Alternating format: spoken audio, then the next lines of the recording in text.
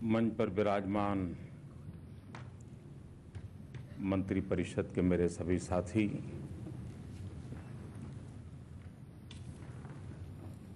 विद्यार्थी मित्रों और सभी गुरुजन, 5 सितंबर भारत के भूतपूर्व राष्ट्रपति डॉक्टर राधाकृष्णन जी का जन्मदिन शिक्षक दिवस के रूप में मनाया जाता है।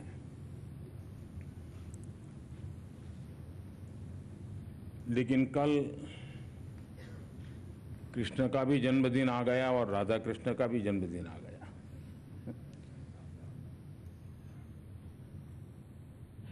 और इसके कारण विद्यार्थियों से मिलने का मुझे आज मौका मिला है।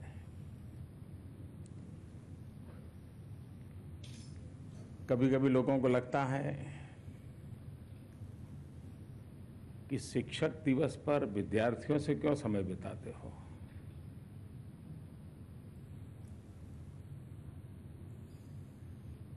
और मेरा अनुभव है कि शिक्षक की पहचान विद्यार्थी होता है। विद्यार्थी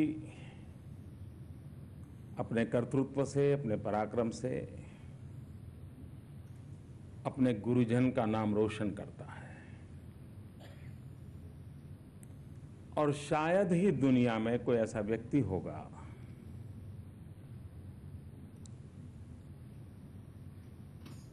जो इस बात को स्वीकार न करता हो कि उसके जीवन को बनाने में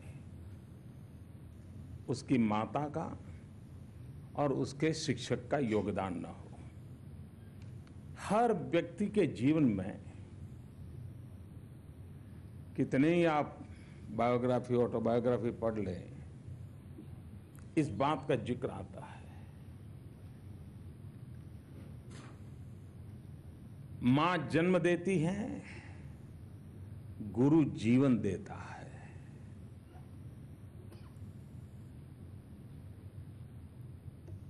एक जीवन जीने की सेंस देता है। और हम लोगों के मन पर भी शिक्षक का इतना प्रभाव होता है। अगर हम 8वीं कक्षा में पढ़ते हो और एक आध हमारे टीचर ने कह दिया हो कि रात को सोते समय पिलो ऐसे रखो, हमने कभी उसको नहीं पूछा होगा कि आप ये कहाँ से लाए, पढ़ा था, कहाँ पढ़ा था, किस साइंस में है, कौन डॉक्टर कहता है। लेकिन हमारे मन में ऐसा रजिस्टर हो जाता है, जब भी सोने के लिए जाते हैं तो वो टीचर याद आते हैं, वो पिलो याद आता है। हम भूल नहीं सकते, जीवन भर नहीं भूल सकते।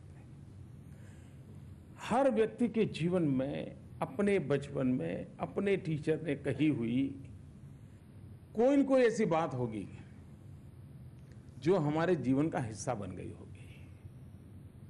लेकिन करीब करीब हम सब लोग ऐसे होंगे कि टीचर ने हमें जो कठिन बात बताई होगी वो हम सब बिना भूले भूल गए होंगे।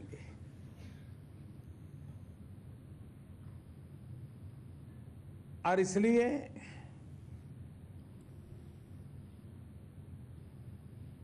विद्यार्थी के जीवन में शिक्षक का महात्म्य क्या है और शिक्षक के जीवन में विद्यार्थी का महत्व क्या है, ये जब तक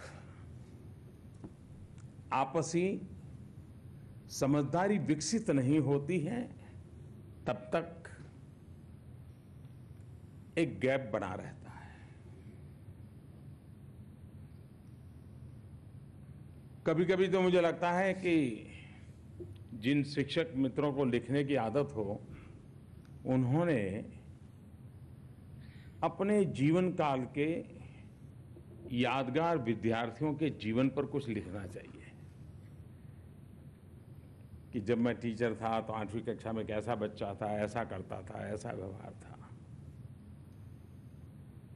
तब पता चलेगा कि शिक्षक ने विद्यार्थी के जीवन में कितना वो इन्वॉल्व था। सिर्फ रिजल्ट आए और अच्छे मार्क्स लाने वाले विद्यार्थी दिखाई दें और बाकी विद्यार्थी नजर ना आए, तो मैं मानता हूं वो शिक्षक अधूरा है। उसके साथ जीने वाले, और हमें ये न भूलें कि एक उम्र के बाद विद्यार्थी सबसे ज्यादा, बालक सबसे ज्यादा समय किसी के साथ बिताता है तो अपने शिक्षक के साथ बिताता है, परिवार के साथ भी कम बिताता है। और ऐसे समय शिक्षक का बहुत बड़ा दायित्व होता है। डॉक्टर राधाकृष्णन जी जीवन के सर्वोच्च स्थान पर पहुंचने के बावजूद भी अपने भीतर के शिक्षक को उन्होंने अमर बनाए रखा था, उसे कभी मरने नहीं दिया। शिक्षक कभी उम्र से बंधा नहीं होता है। शिक्षक कभी रिटायर्ड हो ही नहीं सकता है, अगर वो सच्चा शिक्षक है तो। आपने देखा होगा कभी कभी गांव में दादा होंगे 80-90 साल के, लेकिन अगर वो टीचर रहे होंगे तो 90 साल की उम्र में भी पोते के पोतों को भी बैठ करके पढ़ाते होंगे। पोता कहता होगा कि अब सिलेबस बदल गया है, फिर भी दादा कहते होंगे नहीं ये पढ़ो। ये जो उसके रगों में शिक्षकत्व रहा है, वो उसे इस काम को करने की प्रेरणा देता है। हम लोगों को, हम में से बहुत लोग हैं और विद्यार्थी मित्र तो सभी हैं जिनको डॉक्टर राधाकृष्णन जी के जमाने में जीने का अवसर नहीं मिला। लेकिन अभी अभी हमें डॉक्टर अब्दुल कलाम जी को तो निकट से हम लोगों ने देखा है। वे भी भारत के राष्ट्रपति थे और बच्चों को बहुत प्यार करते थे, और यानी सचमुच में उनका वो पैशन था। उनको किसी ने पूछा था एक बार कि आप क्या चाहेंगे, लोग आपको कैसे याद रखें? तो डॉक्टर अब्दुल कलाम जी ने कहा कि लोग मुझे अगर याद रखना है तो टीचर के रूप में याद रखें।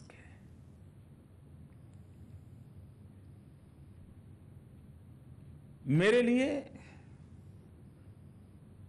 अब ये उनके सिर्फ शब्द नहीं थे। राष्ट्रपति पद से मुक्त होने के दूसरे ही दिन वे चेन्नई चले गए और चेन्नई में जाकर के क्लासरूम में बच्चों को पढ़ाना शुरू कर दिया। और जीवन के अंतकाल में भी विद्यार्थियों के साथ अपने विचारों का विमर्श करते करते ही उन्होंने अपना देह छोड़ दिया। यानी ये भीतर शिक्षक के प्रति अपने आप में संजोया हुआ समर्पण भाव कितना उत्तम होगा कि जिसके कारण वे एक पल भी जीवन में विद्यार्थी से अलग नहीं हो पाए, विद्या के मार्ग से अलग नहीं हो पाए, और हर पल नई प्रतिभाओं को खोजते रहे। हमारे देश में इस बात को हमें स्वीकार करना होगा, और दुनिया के हर देश में, वे शिक्षक दिवस सिर्फ हमारे यहाँ मनाया जाता ऐसा नहीं, दुनिया के कई देशों में मनाया जाता है। अलग अलग इंस्पिरेशन होता है लेकिन मनाया जाता है। और उसका कारण यह है कि ये जो व्यवस्था है, ये व्यवस्था निरंतर प्राणवान बनी रहनी चाहिए। विद्यार्थी का शिक्षक के प्रति आदर, शिक्षक का शिक्षा के प्रति समर्पण, और विद्यार्थी और शिक्षक के बीच में एक अपनत्व का भाव, यही एक जोड़ी होती है जो न सिर्फ ज्ञान परोसती है लेकिन जीवन जीने की कला भी सिखाती है और सपने संजोने की आदत भी बनाती है। और इसलिए हम लोगों का प्रयास रहना चाहिए। और ये जरूरी नहीं है कि बड़े बड़े लोग ही उत्तम शिक्षक होते हैं, ऐसा नहीं होता है। मुझे कभी एक बार किसी ने अनुभव बताया था, एक आंगनवाड़ी में काम करने वाली महिला, आंगनवाड़ी की वर्कर, वो खुद 5वीं कक्षा तक पढ़ी होगी, ज़्यादा पढ़ी नहीं होगी, 5वीं 7वीं कक्षा में। और आंगनवाड़ी में वो गरीब परिवार के बच्चे आंगनवाड़ी में आते हैं, उनको 2 घंटे 3 घंटे गीत करना, खिलाना, खेलना, ऐसा ही छोटे मोटे कार्यक्रम रहते हैं आंगनवाड़ी में। लेकिन इस महिला में, आंगनवाड़ी वर्कर में, उन बच्चों के प्रति इतना लगाव था। गरीब होने के बाद उसने काम शुरू किया। देखिए संस्कार कैसे करता है टीचर। अपनी जो साड़ी थी, अब गरीब परिवार में साड़ी पुरानी हो तो उसको जितना लंबा खींच सके खींचते हैं, और बाद में सोचते हैं कि जब बर्तन बेचने वाला आएगा तो साड़ी के बदले में कुछ बर्तन खरीदेंगे, कोई न कोई चीज खरीदने का प्रयास करते। ये आंगनवाड़ी वर्कर जो कि गरीब थी, उसने क्या किया, अपनी जो पुरानी साड़ी थी उसके छोटे छोटे टुकड़े करके हाथ से उसकी बॉर्डर को ठीक करके उसका छोटा छोटा हैंडकरचिप बनाया।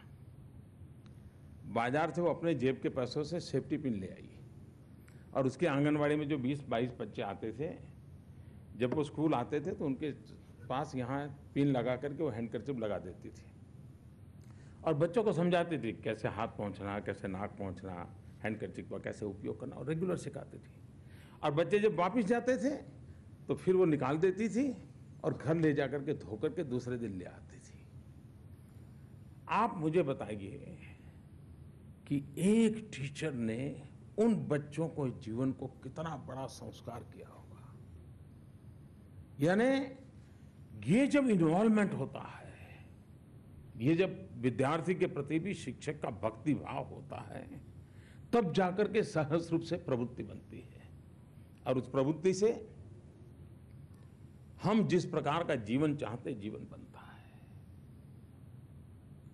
जैसा एक कुम्हार मिट्टी का लौंदा लेकर के उसको संभालता भी है और शेप भी देता रहता है, एक हाथ से संभालता है, दूसरे हाथ से शेप देता है, टीचर भी एक एक बालक के जीवन को संवारता है।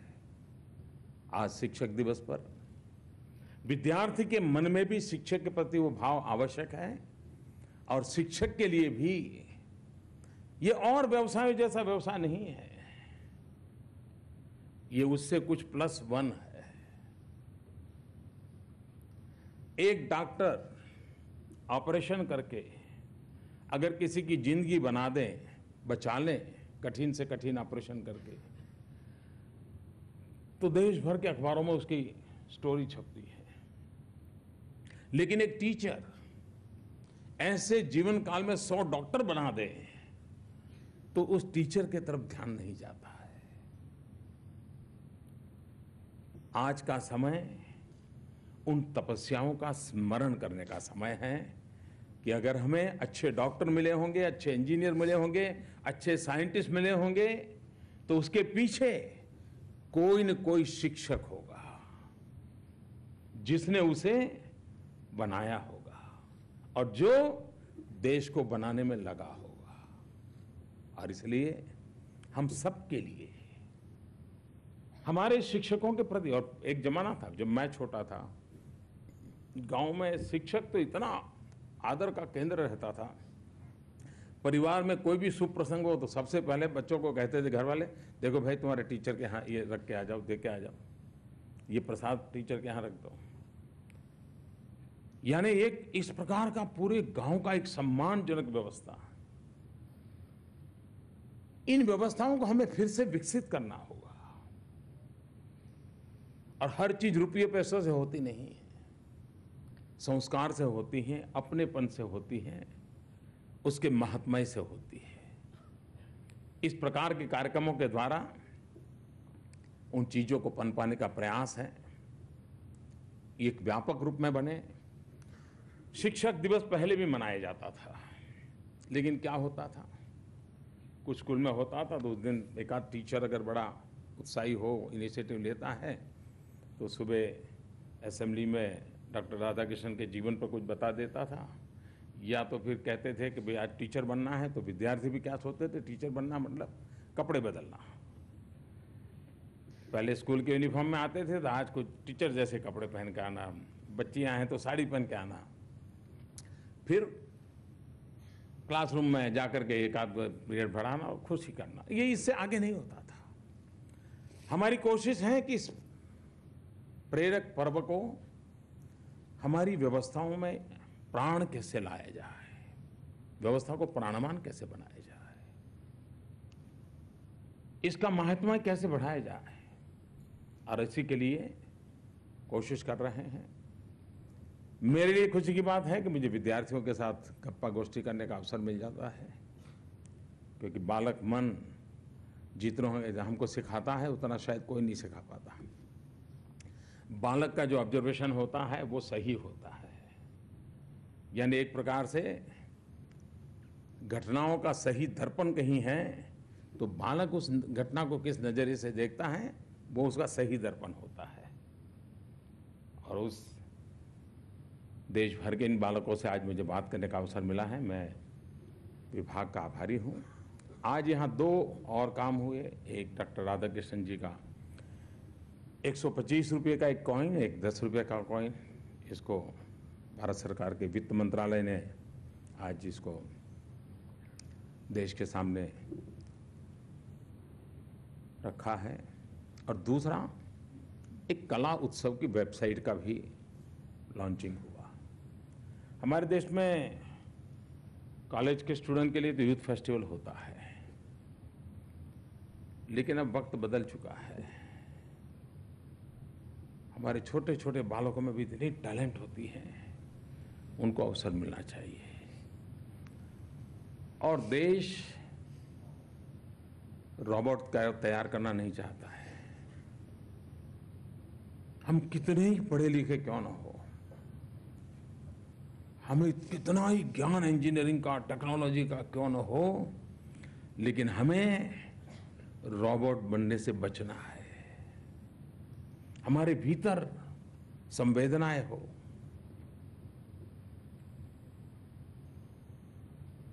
और ये कला साधना से आती है, कला के साक्षात्कार से आती है, कला के साथ सहजता से आती है। और बिना कला के जीवन एक प्रकार से रोबोट सा बन जाता है। इस कला उत्सव के माध्यम से हमारे स्कूल के जो बालक हैं उनको अवसर मिले उनकी प्रतिभा को निखारने का। लेकिन ये सिर्फ नाट्य नृत्य का कार्यक्रम नहीं है, इसके अंदर एक कल्पना है कि कोई न कोई एक थीम हो। जैसे मान लीजिए हम एक बार थीम तय करेंगे, भाई बेटी बचाओ बेटी पढ़ाओ, तो उस कला उत्सव में जितने ड्रामा आएंगे उसी विषय पर आने चाहिए, गीत आए तो उसी विषय पर आने चाहिए, नृत्य आए तो उसी विषय पर आने चाहिए। तो पूरे देश में कला उत्सव के साथ साथ एक सामाजिक दायित्व का माहौल भी बनेगा। और इसलिए और उसको वेबसाइट पर रखा है। मैं चाहूँगा कि देश भर के सभी स्कूल के लोग इसके साथ अपने आप को जोड़ेंगे और कला उत्सव को सचमुच में एक उत्सव के रूप में तैयार करेंगे, मैं अपेक्षा करता हूँ। मैं फिर एक बार आज डॉक्टर राधाकृष्णन जी को नमन करता हूँ, देश के सभी गुरुजनों को नमन करता हूँ और सभी शिक्षकों से अपेक्षा करता हूँ कि हमारा काम है पीढ़ियों को बनाना, पीढ़ियों को बढ़ाना, वही देश को बढ़ाएंगे। उस काम को हम सब मिलकर करें, इसी अपेक्षा के साथ बहुत बहुत धन्यवाद।